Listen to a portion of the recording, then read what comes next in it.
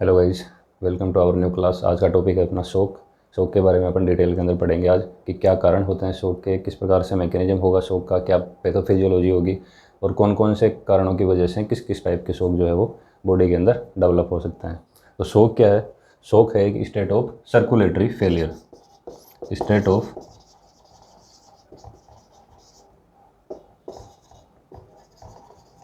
मतलब जो बॉडी का सर्कुलेटरी सिस्टम है वो फेल हो रहा है। क्या करने में? एडिक्वेट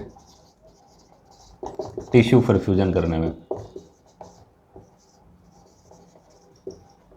मतलब अपनी बॉडी के अंदर जो टिश्यू परफ्यूजन है वो एडिक्वेट नहीं हो पाएगा, तो इससे क्या होगा? इनएडिक्वेट टिश्यू परफ्यूजन होगा।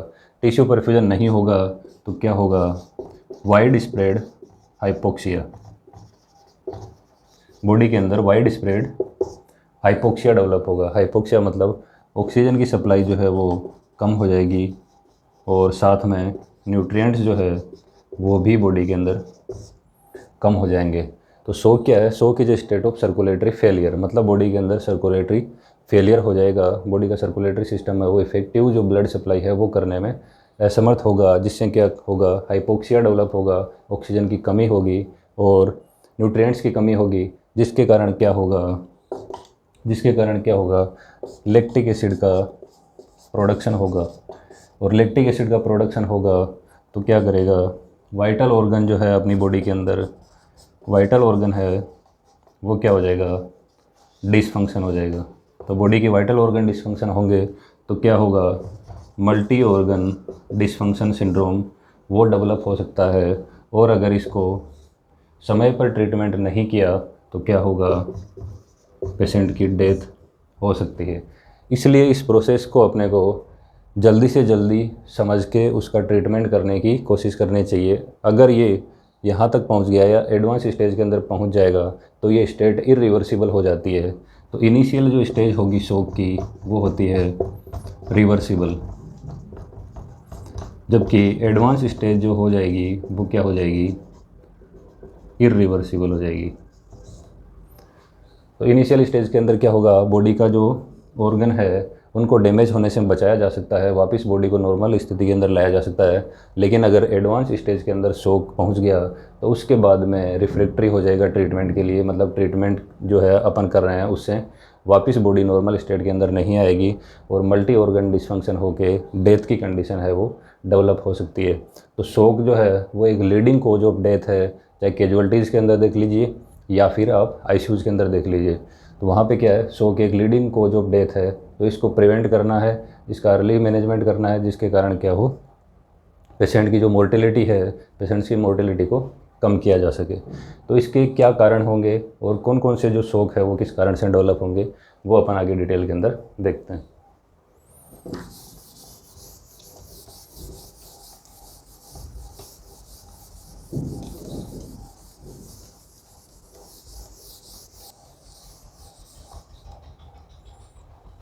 तो अब अपन पढ़ते हैं कॉजेज एंड टाइप्स कि शौक के क्या कॉजेज हो सकते हैं और क्या टाइप होगी। तो इसको अपन समझने के लिए देखते हैं। ये अपनी बॉडी का हार्ट है और ये आपका सर्कुलेटरी सिस्टम है। अब ये आपका सर्कुलेटरी सिस्टम है, उसकी कैपेसिटी कितनी होगी? कार्डियक आउटपुट कितनी होती है? Almost 5 litre. क्योंकि स्ट्रोक वॉल्यूम अपनी कितनी होती है? 70 ml। हार्ट रेट कितनी होती है? ऑलमोस्ट 70। तो अपनी कार्डियक आउटपुट जो है वो कितनी आ जाएगी? Almost 4900 ml। तो मतलब अपनी जो कार्डियक आउटपुट है वो होगी 5 लीटर। अब ये जो कार्डियक आउटपुट आपकी 5 लीटर है ये आपकी बॉडी के अंदर यहाँ पे सर्कुलेट होगी। तो ये आपका जो पूरा सर्कुलेटरी सिस्टम है इसकी कैपेसिटी कितनी है? 5 लीटर। कार्डियक आउटपुट कितनी है? 5 लीटर। और वॉल्यूम कितनी है? क्योंकि जितनी कार्डियक आउटपुट है, जितनी कैपेसिटी है, उतनी ही इसके अंदर वॉल्यूम है। तो वॉल्यूम कितनी है अपनी? 5 लीटर, तो मतलब 5 लीटर कैपेसिटी जो है इसकी आपकी सर्कुलेटरी सिस्टम की है, और इतना ही इसके अंदर वॉल्यूम भरा हुआ है और इतनी ही कार्डियक आउटपुट है। मतलब हर मिनट में ये क्या हो रहा है, अपनी बॉडी के अंदर इतना ब्लड सर्कुलेट हो रहा है। अब एक स्थिति ऐसे होगी जिसके अंदर क्या होगा, ये जो वॉल्यूम है वो कम हो जाएगी। कैसे कम हो जाएगी? मान लो पेशेंट को हेमरेज हो रहा है, ब्लीडिंग हो गई, किसी ट्रॉमा की वजह से पेशेंट को हेमरेज हो गया। एक्सटर्नल हो सकता है या फिर इंटरनल हेमरेज हो सकता है। उसकी वजह से क्या होगा, अब ये जो वॉल्यूम है, ये जो अपनी वॉल्यूम है 5 लीटर, ये क्या हो जाएगी, कम हो जाएगी। अब मान लो ये वॉल्यूम है 3.5 लीटर हो गई। अब अपने कैपेसिटी जो है वो अपने कार्डियोवास्कुलर सिस्टम की 5 लीटर है, लेकिन इसके अंदर वॉल्यूम जो है वो कम हो गई। तो जब कैपेसिटी ज़्यादा है, वॉल्यूम कम है, तो इसके अंदर क्या हो जाएगा, प्रेशर कम हो जाएगा। तो जब प्रेशर कम हो जाएगा तो बॉडी के अंदर वीनस रिटर्न जो है वो भी कम हो जाएगा, मतलब डिक्रीज वीनस रिटर्न। जब वीनस रिटर्न कम हुआ तो क्या होगा, कार्डियक आउटपुट डिक्रीज हो जाएगी।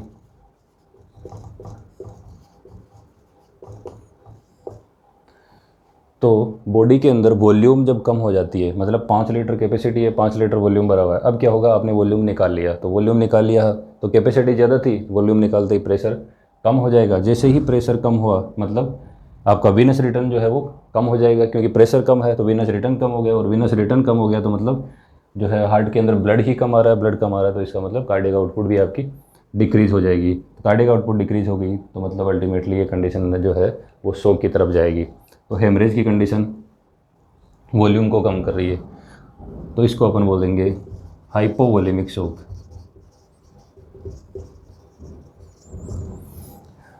तो बॉडी से अगर वॉल्यूम का डिप्लीशन हो गया, वॉल्यूम अगर निकल गई एक्सटर्नल या फिर इंटरनल हेमरेज की वजह से, या फिर वॉल्यूम निकल गई जैसे मान लो आपकी वोमिटिंग से, या फिर वॉल्यूम कम हो गई डायरिया से, इसके अंदर क्या हो रहा है, फ्लूइड और इलेक्ट्रोलाइट का लॉस हो रहा है। तो फ्लूइड का इलेक्ट्रोलाइट का लॉस हुआ तो वॉल्यूम जो है वो बॉडी के अंदर कम हो जाएगी, जिससे हाइपोवोलेमिक शॉक होगा। या फिर बर्न की स्टेट आ गई, बर्न के अंदर क्या होगा, प्लाज्मा का लॉस हो रहा है। तो प्लाज्मा का लॉस हो रहा है तो ये जो ज़्यादा कैपेसिटी है लेकिन वॉल्यूम कम हो गई, तो वॉल्यूम कम होते ही प्रेशर कम हुआ, प्रेशर कम हुआ तो कार्डियक के अंदर जो है फिलिंग कम हो गई, फिलिंग कम हो गई तो कार्डियक आउटपुट भी आपकी अल्टीमेटली कम हो जाएगी। तो ये पहले टाइप का शॉक है हाइपोवोलेमिक शॉक, मतलब बॉडी से आपने वॉल्यूम को निकाल लिया, वॉल्यूम हेमरेज की वजह से निकल गई, ट्रॉमा हो गया, एक्सटर्नल इंजरी हो गई या फिर इंटरनल इंजरी हो गई, जिसकी वजह से बॉडी के अंदर वॉल्यूम कम हो जाएगी। वॉल्यूम कम होते ही क्या होगा, हाइपोवोलेमिक शॉक देखने को मिलेगा। तो ये होता है हाइपोवोलेमिक शॉक और इसके कारण। अब एक नेक्स्ट स्थिति देखेंगे हम।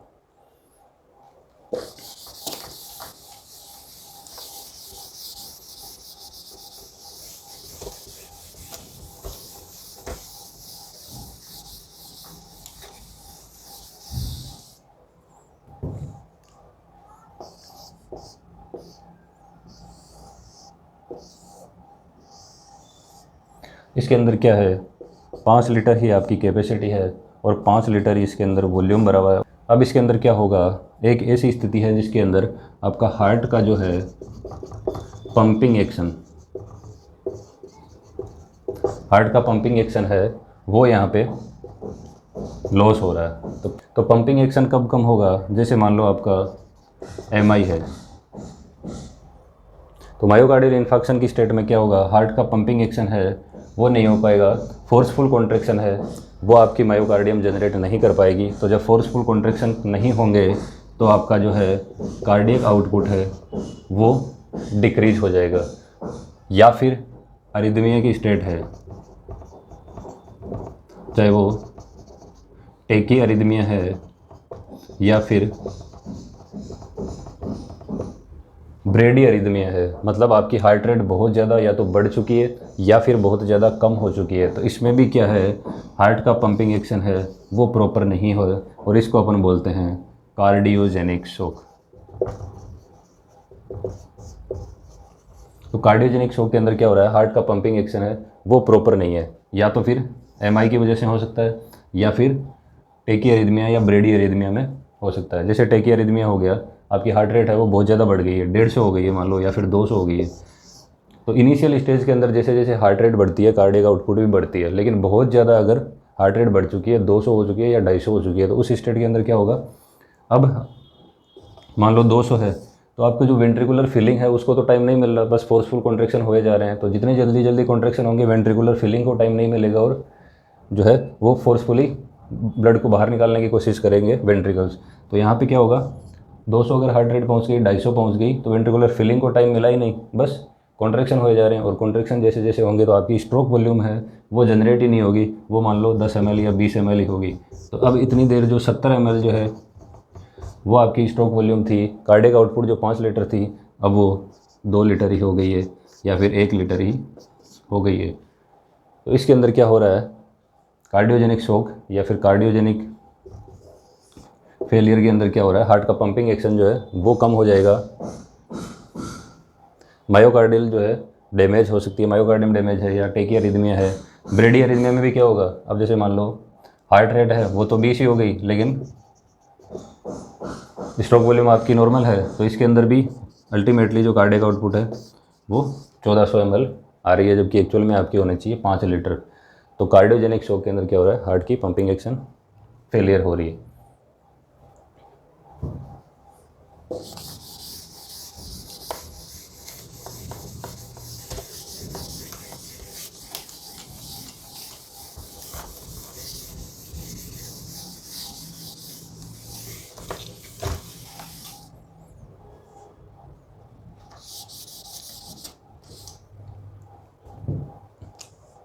अब एक तीसरी स्टेट देखते हैं।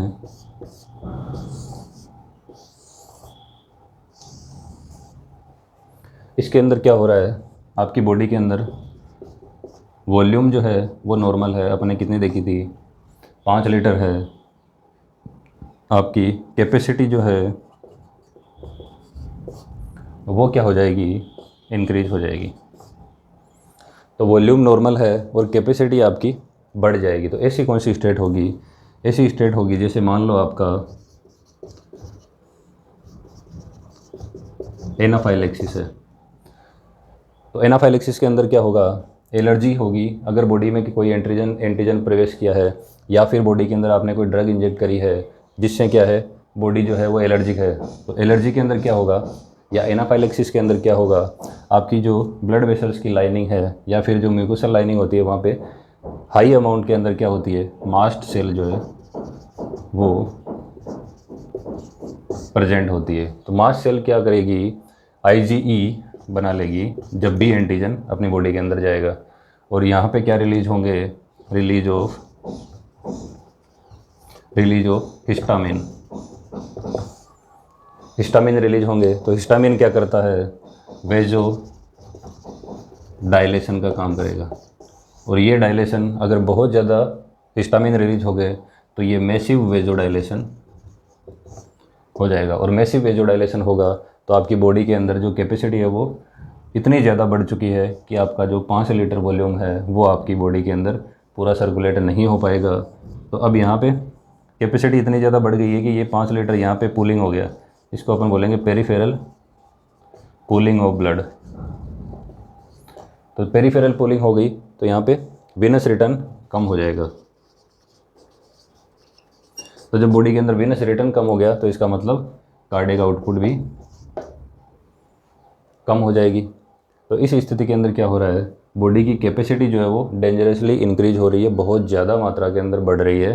किसी भी एनाफाइलेक्सिस की कंडीशन के कारण क्या हो रहा है, हिस्टामिन रिलीज हो रहे हैं और वो ब्लड वेसल्स को इतना डायलेट कर दे रहे हैं कि वापस वीनस रिटर्न के लिए इतना जो है वो प्रेशर ही नहीं बन पा रहा है, और वीनस रिटर्न जब नहीं हो पा रहा है तो कार्डियक आउटपुट भी कम हो जाएगी। ऐसी ही स्थिति होती है न्यूरोजेनिक शॉक में। न्यूरोजेनिक शॉक के अंदर भी क्या होगा, अपना जो सिंपैथेटिक नर्वस सिस्टम है उसकी एक्टिविटी कम हो जाएगी, स्पाइनल डैमेज की वजह से या फिर न्यूरोलॉजिकल सिस्टम है उसके अंदर डैमेज की वजह से या सिंपैथोलाइटिक जो ड्रग्स है वो देने की वजह से सिंपैथेटिक नर्वस सिस्टम की एक्टिविटी कम हो जाएगी। तो सिंपैथेटिक नर्वस सिस्टम अपना काम क्या करता है, ये काम करता है ब्लड वेसल्स की वेसल टोन को क्या करता है, मेंटेन करता है। तो ब्लड वेसल्स की जब टोन ही मेंटेन नहीं हो पा रही है तो इसका मतलब क्या हो जाएगा, यहाँ पे वेजोडाइलेशन हो जाएगा। और वो वेजोडाइलेशन यहाँ पे भी अगर मैसिव इंजरी है तो मैसिव वेजोडाइलेशन होगा, और मैसिव वेजोडाइलेशन होगा तो पेरिफेरल ब्लड की पूलिंग हो जाएगी, और पेरिफेरल पूलिंग होगी तो वेनस रिटर्न नहीं होगा, वेनस रिटर्न ही नहीं होगा तो कार्डियक आउटपुट लो हो जाएगी, और कार्डियक आउटपुट जैसे ही लो हुई आपका टिश्यू परफ्यूजन है वो लेस हो जाएगा, हाइपोक्सिया बॉडी के अंदर जनरलाइज देखने को मिलेगा। एक ऐसी स्थिति और पैदा होगी सेप्टिक शॉक के अंदर। सेप्टिक शॉक के अंदर क्या हो रहा है, सेप्सिस हो रहा है, WBC है वो बढ़ रही है, बैक्टीरिया जो है वो बॉडी के अंदर बढ़ रहे हैं, ये क्या कर रहे हैं, टॉक्सिन्स को रिलीज़ कर रहे हैं। और ये टॉक्सिन क्या करते हैं, ये टॉक्सिन क्या करते हैं, वेजो डायलेशन का काम करेंगे। तो ये सारे जो है WBC इंक्रीज हो गई, बैक्टीरिया बढ़ गए, एंडोटॉक्सिन बढ़ गए, वेजो डायलेशन हो गया, साइटोकाइंस प्रोड्यूस हो गए, तो ये सारे क्या करते हैं, वेजो डायलेशन करेंगे। और वेजो डायलेशन होगा तो आपका बॉडी के अंदर पेरिफेरल पूलिंग ऑफ ब्लड हो जाएगी, और पेरिफेरल के अंदर पूलिंग हो गई तो सेप्सिस की स्थिति में भी वीनस रिटर्न कम हो जाएगा और अपनी कार्डियक आउटपुट है वो लो हो जाएगी। तो यह है अपना नेक्स्ट टाइप ऑफ शॉक जिसको अपन बोलते हैं डिस्ट्रीब्यूटिव शॉक।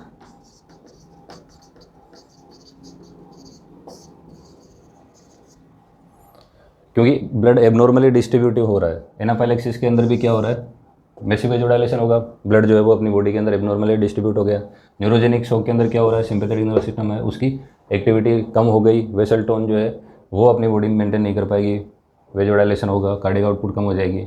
सेप्टिक शॉक के अंदर भी क्या हो रहा है, वेजोडाइलेशन हो रहा है। क्यों हो रहा है, एंडोटॉक्सिन का प्रोडक्शन हो रहा है, साइटोकाइंस का प्रोडक्शन हो रहा है, बैक्टीरिया बॉडी में बढ़ रहे हैं, WBC का प्रोडक्शन बढ़ रहा है, तो इसमें क्या होगा, वेजोडाइलेशन होगा। और ये भी क्या हो रहा है, यहाँ पे एबनॉर्मली डिस्ट्रीब्यूट हो रहा है बॉडी के अंदर, और इसको अपन बोलते हैं डिस्ट्रीब्यूटिव शॉक।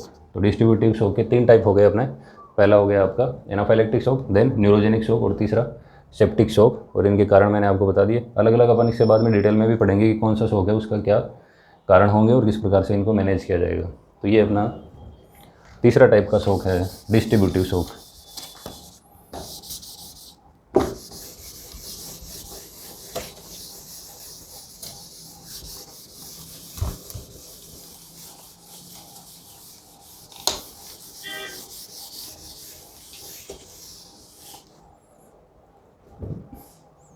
अब एक नेक्स्ट स्थिति देखते हैं जिसके अंदर क्या होगा, आपकी कैपेसिटी नॉर्मल है, 5 लीटर कैपेसिटी है, वॉल्यूम भी इसके अंदर 5 ही लीटर है, पंपिंग एक्शन भी ठीक है, लेकिन फिर भी शॉक की कंडीशन अराइज हो रही है। तो ऐसी क्या स्थिति होगी जिसके अंदर नॉर्मल कैपेसिटी होगी, नॉर्मली बॉडी डिस्ट्रीब्यूटेड है, ब्लड जो है नॉर्मल डिस्ट्रीब्यूशन है, मतलब ये जो वेजो कॉन्स्ट्रिक्शन या वेजोडाइलेशन की स्थिति नहीं है, पंपिंग के एक्शन भी नॉर्मल है, हार्ट भी नॉर्मल काम कर रहा है, और फिर भी अगर शॉक की कंडीशन हो सकती है, वो क्यों हो सकती है, मान लो कहीं पे ऑब्स्ट्रक्शन है, जैसे पल्मोनरी एम्बोलिज्म है। तो एम्बोलिज्म की स्टेट में क्या हो रहा है, पल्मोनरी एम्बोलिज्म की स्टेट में क्या हो रहा है, पल्मोनरी आर्टरी के अंदर एक बहुत बड़ा मैसिव एम्बोलाई एंट्री कर चुका है। और मैसिव एम्बोलाई क्या करेगा, ब्लड का सर्कुलेशन है उसको रोक देगा, जिसके कारण क्या होगा, जिसके कारण आपकी कार्डियक आउटपुट है वो कम हो जाएगी। क्योंकि पल्मोनरी आर्टरी के अंदर आपका क्या हो चुका है, ऑब्स्ट्रक्शन आ चुका है एम्बोलिज्म की वजह से, उसके कारण क्या होगा, कार्डियक आउटपुट अल्टीमेटली कम हो जाएगी, और आपकी बॉडी के अंदर जो सर्कुलेटरी जो सिस्टम है उसका फेलियर देखने को मिलेगा, हाइपोक्सिया की स्टेट डेवलप हो सकती है। तो ये पल्मोनरी एम्बोलिज्म। उसके अलावा क्या ऑब्स्ट्रक्शन आ सकता है, तो मान लो ये आपका हार्ट है और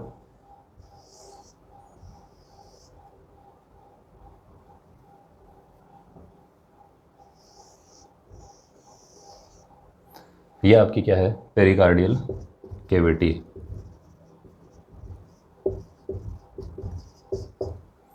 तो नॉर्मल वॉल्यूम के अंदर लेस देन 30 ml यहाँ पे पेरिकार्डियल फ्लूइड होगा, लेकिन एक स्थिति ऐसी है जिसके अंदर ये बहुत ज़्यादा पेरिकार्डियल फ्लूइड भरा हुआ है, और इसको अपन बोलते हैं पेरिकार्डियल इफ्यूजन।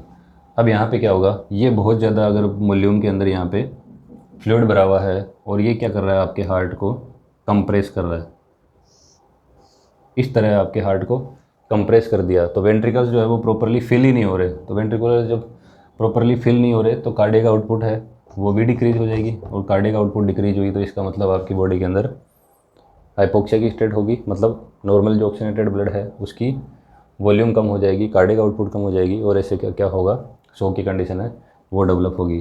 तो पेरिकार्डियल इफ्यूजन के अंदर क्या होगा, मैसिव अमाउंट के अंदर फ्लूइड भर जाएगा पेरिकार्डियल कैविटी के अंदर, और हार्ट जो है वो नॉर्मली प्रॉपर फंक्शन नहीं कर पाएगा, और इसको अपन बोलते हैं, अगर मैसिव पेरिकार्डियल इफ्यूजन है तो इसको अपन बोलते हैं कार्डियक टेम्पोनेड।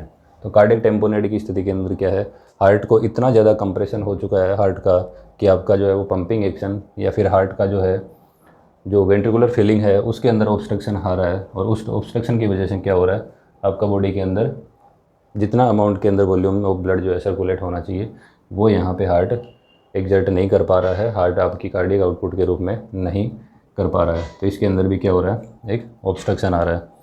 दूसरा एक और कारण हो सकता है, मान लो बॉडी के अंदर आपके लंग्स के अंदर इंजरी हुई है जिसके कारण क्या हो रहा है, न्यूमोथोरिक्स की स्थिति डेवलप हो रही है। टेंशन न्यूमोथोरिक्स अगर डेवलप हो रहा है तो न्यूमोथोरिक्स की स्थिति के अंदर क्या होगा, जो आपकी एयर एंट्री कर रही है आपकी प्लूरल कैविटी के अंदर वो क्या करेगी, आपके लंग्स को कंप्रेस करेगी, और जब लंग्स कंप्रेस होंगे, जैसे मान लो आपके इस साइड के अंदर एक स्टेप इंजरी हुई है, तो जैसे जैसे यहाँ से क्या होगा, प्लूरल कैविटी के अंदर एयर की एंट्री करेगी, आपका लंग्स जो है वो कंप्रेस होगा, और लंग्स कंप्रेस होगा तो जो आपका मेजर जो वीनस रिटर्न है वो क्या हो जाएगा, कंप्रेस हो जाएगा। तो जो आपकी वेना केवा ऐसी होनी चाहिए थी, अब वो वेना केवा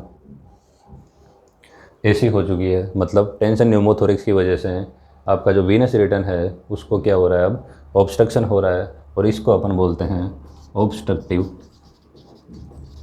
शॉक। तो अलग अलग कारणों की वजह से अपन ने देखा कि किस प्रकार से ऑब्स्ट्रक्टिव शॉक डेवलप हो रहा है। पल्मोनरी एम्बोलिज्म हो सकता है, या फिर कार्डियक टेम्पोनेट की स्थिति डेवलप हो सकती है, या फिर आपका टेंशन न्यूमोथोरिक्स की वजह से भी क्या हो सकता है, ऑब्स्ट्रक्टिव शॉक की स्थिति डेवलप हो सकती है। तो ये अपन ने पढ़े हैं कि अलग अलग कारण और उसके टाइप्स।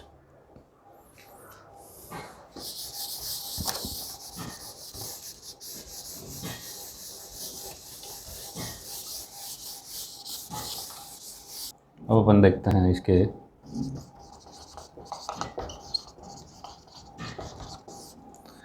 स्टेजेज ऑफ शॉक की, कौन कौन सी स्टेज जो है वो शॉक की डेवलप होगी, कि किन किन स्टेज से एक पेशेंट गुजरेगा जब शॉक की कंडीशन है वो डेवलप हो रही है, चाहे वो हेमरेज की स्थिति के अंदर हो, या फिर कार्डियक कोई कॉम्प्लिकेशन हो, या फिर किसी भी प्रकार से शॉक अगर डेवलप हो रहा है तो वो कौन कौन सी स्टेज होगी जो आपको देखने को मिलेगी एक पेशेंट के अंदर। तो पहली स्टेज इसके अंदर आएगी कंपनसेटेड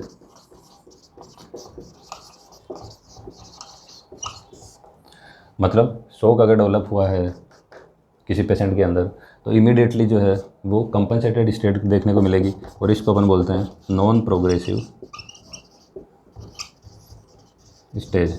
मतलब ये डिटेरियोरेशन की तरफ प्रोग्रेस नहीं करेगी, बॉडी जो है वो इसको वेल कंपनसेटेड कर चुकी है। तो इसी स्थिति के अंदर क्या होगा, जैसे मान लो टिश्यू हाइपोपरफ्यूजन है या हाइपोक्सिया की स्टेट है, हाइपोक्सिया या फिर हाइपोपरफ्यूजन की स्टेट है, तो इसके अंदर क्या होगा, बॉडी के अलग अलग जो सिस्टम है वो यहाँ पे एक्टिवेट होंगे। अलग अलग सिस्टम एक्टिवेट कैसे होंगे, जैसे जैसे हाइपोक्सिया की स्टेट होगी आपके बॉडी के सारे सिस्टम गिव अप करने की कोशिश करेंगे अपनी ऑक्सीजन और न्यूट्रिएंट सप्लाई को, किसको, मेन जो आपका बॉडी के जो वाइटल ऑर्गन है उनको। तो आपके हार्ट और ब्रेन को ब्लड सप्लाई प्रोवाइड करने के लिए बॉडी का सारा सिस्टम है वो कंपनसेट करने की कोशिश करेगा। कैसे करेगा, जैसे मान लो आपका हाइपोक्सिया की स्टेट है तो उसके अंदर क्या होगा, सिंपैथेटिक नर्वस सिस्टम एक्टिवेट होगा। वो कैसे होगा, कैरोटिड साइनस और मेजर आर्टरीज के अंदर जैसे जैसे हाइपोक्सिया की स्टेट होगी बेरो रिसेप्टर्स का एक्टिवेशन होगा। तो हाइपोक्सिया की स्टेट से क्या होगा, बेरो रिसेप्टर एक्टिवेट होंगे, और ये बेरो रिसेप्टर क्या करेंगे, आपके सिंपैथेटिक नर्वस सिस्टम को स्टिमुलेट करेंगे। और सिंपैथेटिक नर्वस सिस्टम क्या करता है,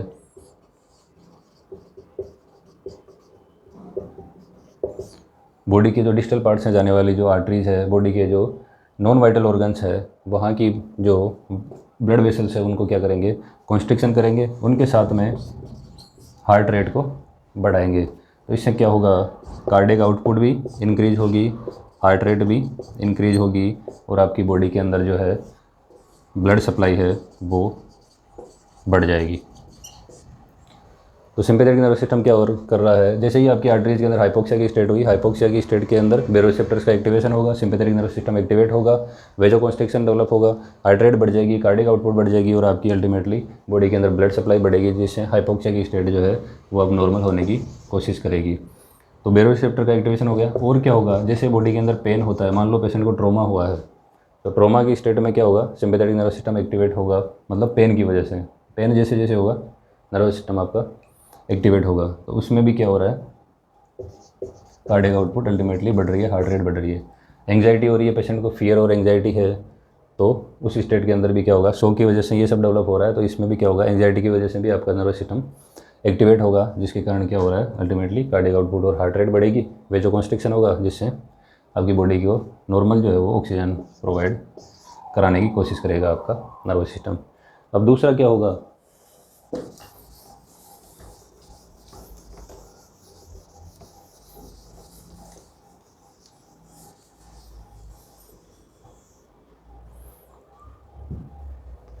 अब अपन ने देखा कि सिंपैथेटिक नर्वस सिस्टम है वो आपके बॉडी के नॉन वाइटल ऑर्गन्स को क्या कर रहा है, ऑक्सीजन की डिप्लेशन कर रहा है, और आपके जो आपका हार्ट है और जो आपका ब्रेन है वहाँ पे ब्लड सप्लाई करने की कोशिश कर रहा है।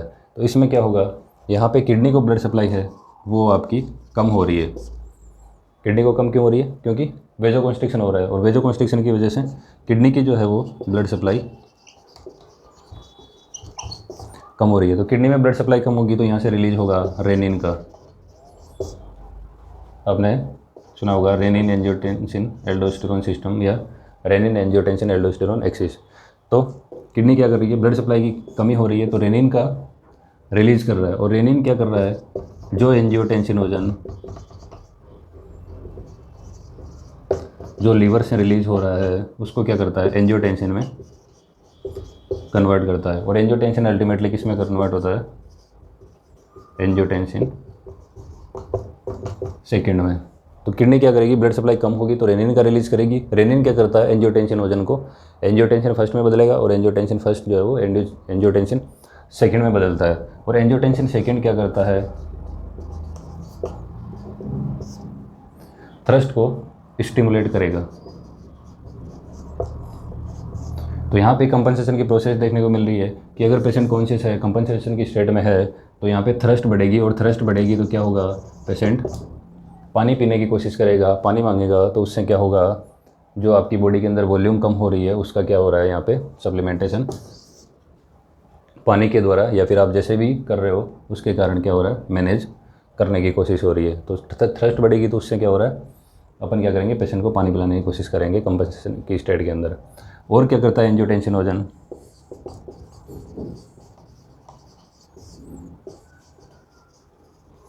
एल्डोस्टेरोन जो है उसका रिलीज बढ़ाएगा, तो आपकी एड्रिनल ग्लैंड जो है वहाँ से क्या होगा, एल्डोस्टेरोन के रिलीज को बढ़ाएगा, और एल्डोस्टेरोन क्या करता है, सोडियम और वाटर का रीएब्जॉर्प्शन करेगा।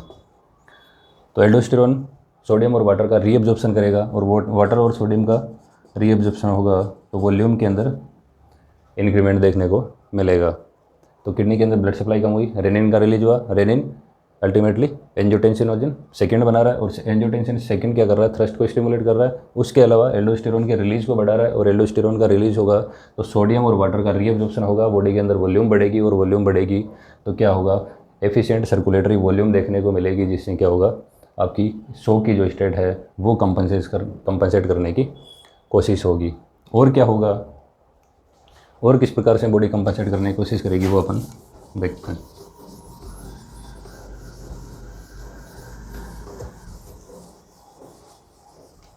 कि और किस प्रकार से बॉडी वो कंपनसेट करेगी।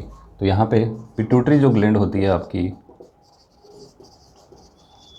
उससे रिलीज होगा एडीएच, एंटी डाययूरेटिक हार्मोन, या फिर अपन बोलते हैं इसको वेसोप्रेसिन। ये क्या करेगा, आर्ट्रियोलो कॉन्स्ट्रिक्शन करेगा। तो वेसोप्रेशन क्या कर रहा है, आर्ट्रियोलो कॉन्ट्रिक्शन कर रहा है, कॉन्स्ट्रिक्शन कर रहा है। तो आर्ट्रियोल जब कॉन्स्ट्रिक्ट होंगे तो क्या होगा, आपकी टोटल पेरिफेरल रेजिस्टेंस है वो इंक्रीज हो जाएगी, और ये इंक्रीज होगी तो आपका जो है डायस्टोलिक जो है ब्लड प्रेशर वो इंक्रीज हो जाएगा। उसके अलावा क्या करेगा, ये वाटर का रीएब्जॉर्प्शन है वो भी इंक्रीज करेगा।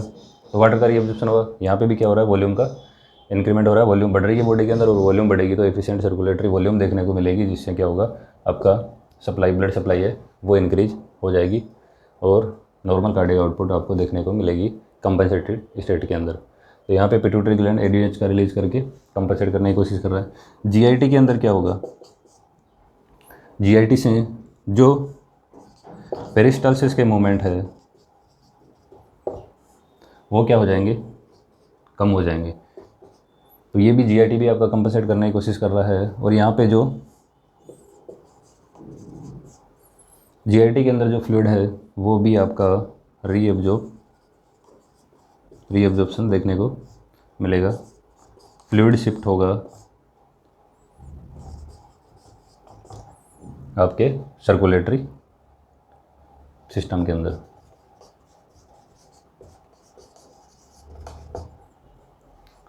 तो जीआईटी सिस्टम के अंदर क्या हो रहा है, पेरिस्टालसिस के मूवमेंट कम हो रहे हैं, फ्लूइड का रीअब्जॉर्प्शन हो रहा है, फ्लूइड शिफ्ट हो रहा है आपके म्यूकोसल लाइनिंग के थ्रू और सर्कुलेटरी सिस्टम के अंदर आने की कोशिश कर रहा है। और इस स्थिति के अंदर क्या हो रहा है, पैरालाइटिक इलियस भी देखने को मिल सकता है। तो पेरिस्टालसिस मूवमेंट जो है वो जीआईटी के अंदर कम हो जाएंगे, पैरालाइटिक इलियस की स्टेट भी आपको देखने को मिल सकती है। तो एक तो ये फ्लूइड शिफ्ट हो गया, और क्या होगा, आपका जो इंटरस्टिशियल फ्लूइड है वो क्या होगा, अब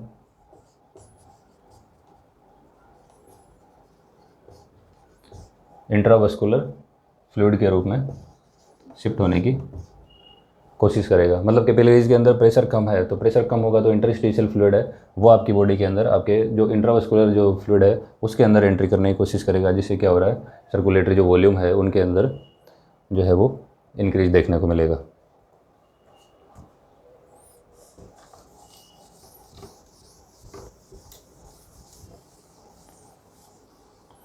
उसके अलावा क्या करेंगे, बॉडी के अंदर कंपनसेशन की स्टेट के अंदर क्या होगा, लंग्स भी है वो हाइपर वेंटिलेट करने की कोशिश करेंगे। लंग्स भी आपका क्या करेंगे, हाइपर वेंटिलेट करके जो ऑक्सीजन की डिमांड है उसको कंप्लीट करने की कोशिश करेंगे। तो ये हो गई आपकी कंपनसेटेड स्टेट। एक वेल कंपनसेटेड स्टेट के अंदर बॉडी के सारे सिस्टम जो है वो अपनी बॉडी के जो अपनी नॉर्मल जो अमाउंट ऑक्सीजन उनको नीडेड है उसको अपन क्या कर देंगे, गिव अप कर देंगे, और आपके जो मेन वाइटल ऑर्गन है हार्ट और ब्रेन उसको क्या करेंगे, ब्लड सप्लाई करने की कोशिश करेंगे। अब दूसरी स्टेट जो है वो आ जाएगी आपकी प्रोग्रेसिव स्टेज।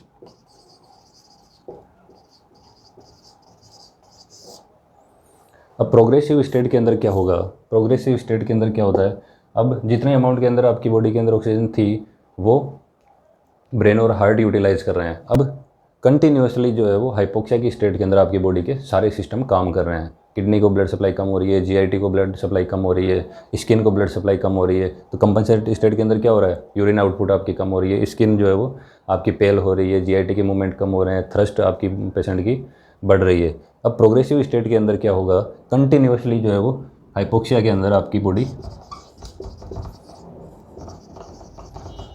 फंक्शन कर रही है। तो सेल्स के अंदर क्या है, इतनी एटीपी नहीं है, इतनी एनर्जी नहीं है कि वो कंटिन्यूसली हाइपोक्सिया के अंदर वेल फंक्शन कर सके। तो हाइपोक्सिया कंटिन्यूसली अगर होगा तो क्या होगा, कंटिन्यूसली लैक्टिक एसिड का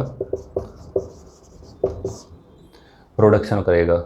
और लैक्टिक एसिड क्या करता है, एक्ट एज ए वेजो डायलेटर। तो इतनी देर क्या हो रहा था, आपका सिंपैथेटिक नर्वस सिस्टम काम कर रहा था एक वेजो कॉन्स्ट्रिक्टर के रूप में, लेकिन यहाँ पे लैक्टिक एसिड का कंटिन्यूसली एक्यूमुलेशन होता जा रहा है, जिसके कारण क्या हो रहा है, वेजो डायलेशन हो रहा है, एक एज ए वेजो डायलेटर। और ये एक तरह का मायोकार्डियल डिप्रेशर का भी काम कर रहा है। तो कंटिन्यूसली वेजो डायलेशन हो रहा है, साथ में मायोकार्डियम जो है उसकी एक्टिविटी भी कम कर रहा है। मतलब अब जो जितने कॉन्ट्रैक्शन हो रहे थे हार्ट के अंदर अब वो उतने फोर्सफुल और उतनी संख्या के अंदर कॉन्ट्रैक्शन नहीं हो पाएंगे, क्योंकि मायोकार्डियम को जो है वो डिप्रेस कर रहा है आपका लैक्टिक एसिड। तो कंटिन्यूसली मायोकार्डियम भी डिप्रेस हो गई, आपका वेजोडाइलेशन हो गया। तो अब जो वो कार्डियक आउटपुट जो है वो ज़्यादा थी, क्योंकि वीनस रिटर्न अब कम हो रहा है धीरे धीरे, कार्डियक आउटपुट अल्टीमेटली कम हो रही है, मायोकार्डियम डिप्रेस हो रही है, वेजोडाइलेशन हो रहा है, लैक्टिक एसिड का प्रोडक्शन हो रहा है। तो ये क्या होगा, इसके अंदर क्या हो रहा है,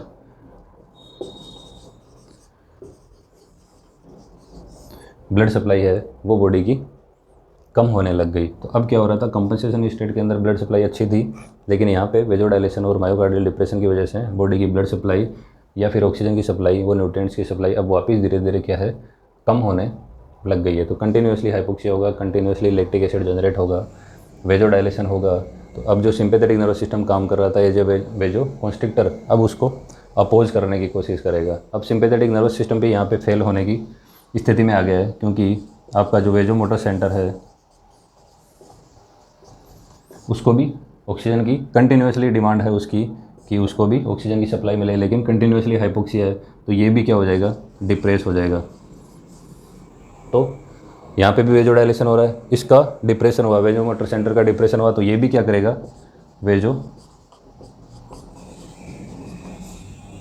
डायलेशन का काम करेगा। तो कंटिन्यूसली यहाँ पे क्या हो रहा है, वेजोडाइलेशन हो रहा है, मायोकार्डियम की एक्टिविटी जो है वो कम हो रही है। तो ये अब शोक जो है वो प्रोग्रेसिव स्टेट के अंदर पहुँच रहा है। यहाँ पे इसका ट्रीटमेंट नहीं किया गया तो ये धीरे धीरे धीरे धीरे वेजोडाइलेशन बढ़ेगा, मायोकार्डियम की एक्टिविटी कम होगी, और आपका नर्वस सिस्टम है, आपका जो सेंट्रल नर्वस सिस्टम है वो भी यहाँ पे क्या हो चुका है, डिप्रेस हो चुका है।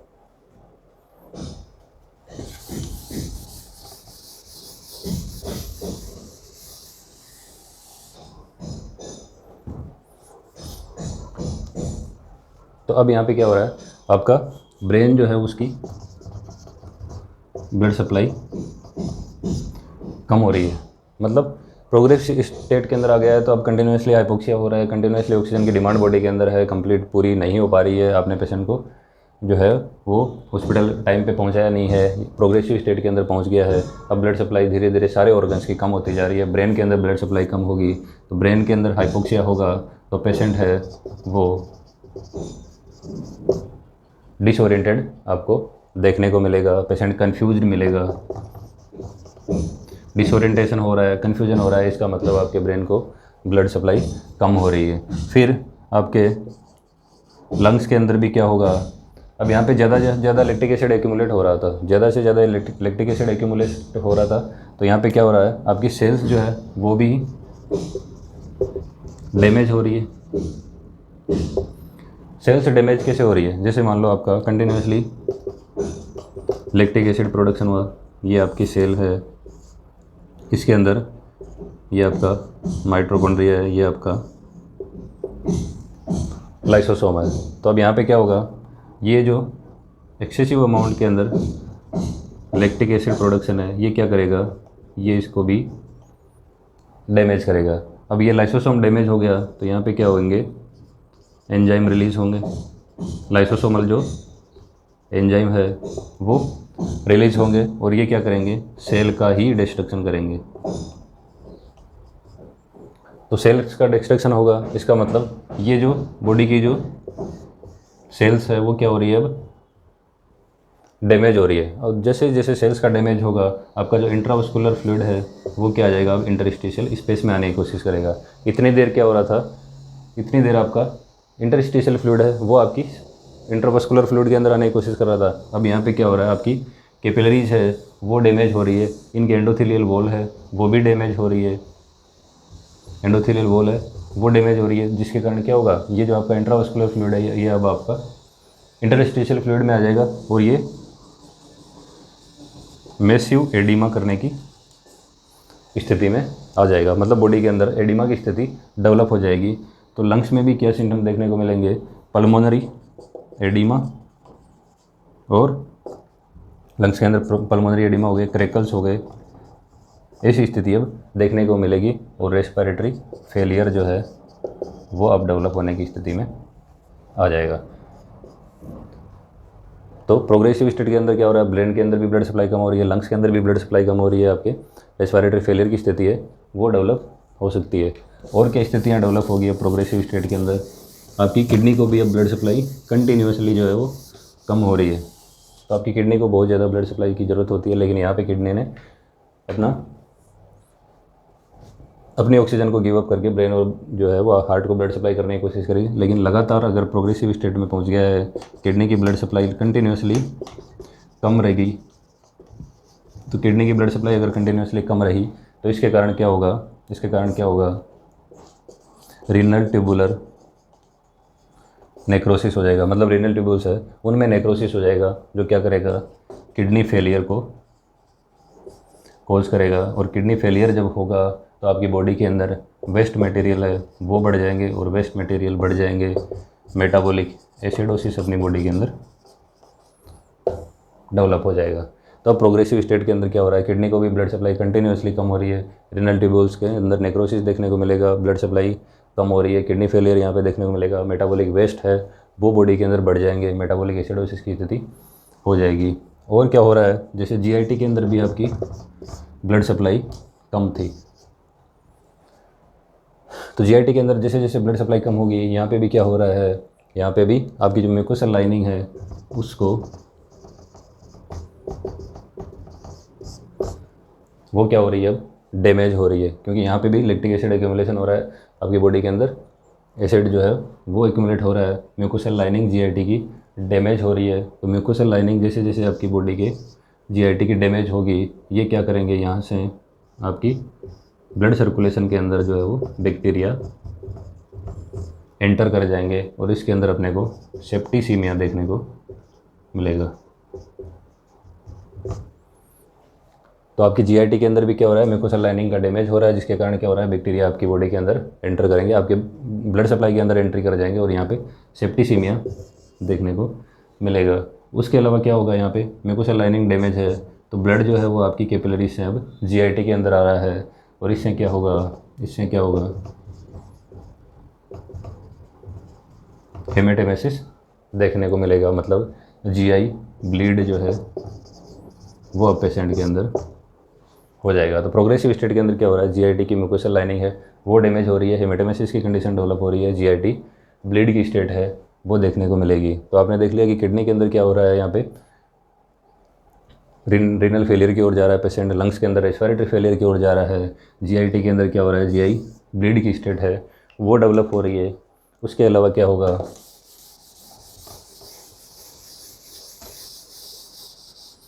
लीवर को भी ब्लड सप्लाई कम हो रही है, उससे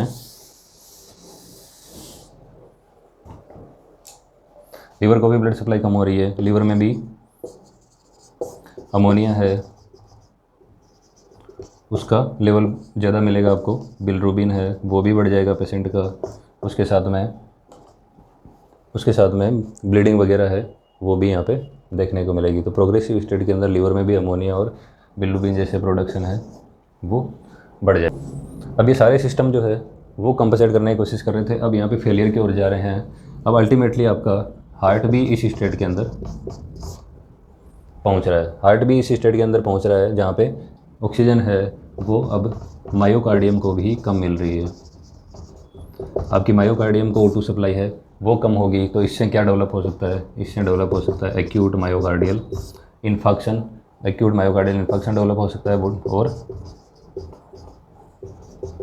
डिसरिथमिया की स्टेट्स भी आपके हार्ट के अंदर देखने को मिल सकती है। तो यहाँ पे क्या हो रहा है, प्रोग्रेशन हो रहा है, आपका शॉक की स्टेट जो वेल कंपनसेटेड थी अब कंटिन्यूसली हाइपोक्सिया की स्टेट के कारण, लैक्टिक एसिड के एक्यूमुलेशन के कारण बॉडी के सारे जो ऑर्गन्स हैं उनका डैमेज होना शुरू हो चुका है। किडनी का आपने देख लिया, ब्रेन का देख लिया, उसके अलावा लीवर का देख लिया आपने, जीआईटी में किस प्रकार डेवलप हो रहा है, और अल्टीमेटली आपका हार्ट और ब्रेन है उसकी भी क्या हो रहा है, उनका भी यहाँ पे डैमेज शुरू हो चुका है। अब प्रोग्रेसिव स्टेट अब इतना प्रोग्रेस कर चुकी होती है, अगर इसका भी अगर आपने मैनेजमेंट समय पे नहीं किया तो तीसरी स्टेट आएगी, और उसको अपन बोलेंगे रिफ्रैक्टरी या फिर इरिवर्सिबल स्टेट। तो तीसरी अपनी आती है रिफ्रैक्टरी स्टेज, या फिर इसको अपन बोलेंगे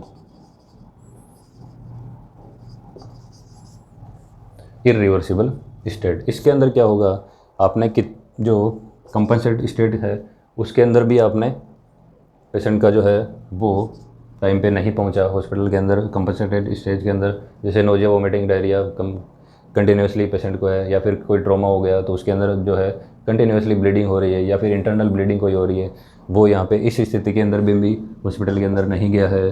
प्रोग्रेसिव स्टेट के अंदर अब पेशेंट पहुँच गया है, इस स्थिति के अंदर भी वो नहीं पहुँचा है, तो अल्टीमेटली रिफ्रैक्टिव स्टेट के अंदर जाएगा। तो यहाँ पे भी अगर वो हॉस्पिटल नहीं पहुँचता है तो एक रिफ्रैक्टिव स्टेट या इरिवर्सिबल स्टेट आपको देखने को मिलेगी। इसके अंदर क्या होंगे, मल्टी ऑर्गन डिसफंक्शन देखने को मिलेंगे।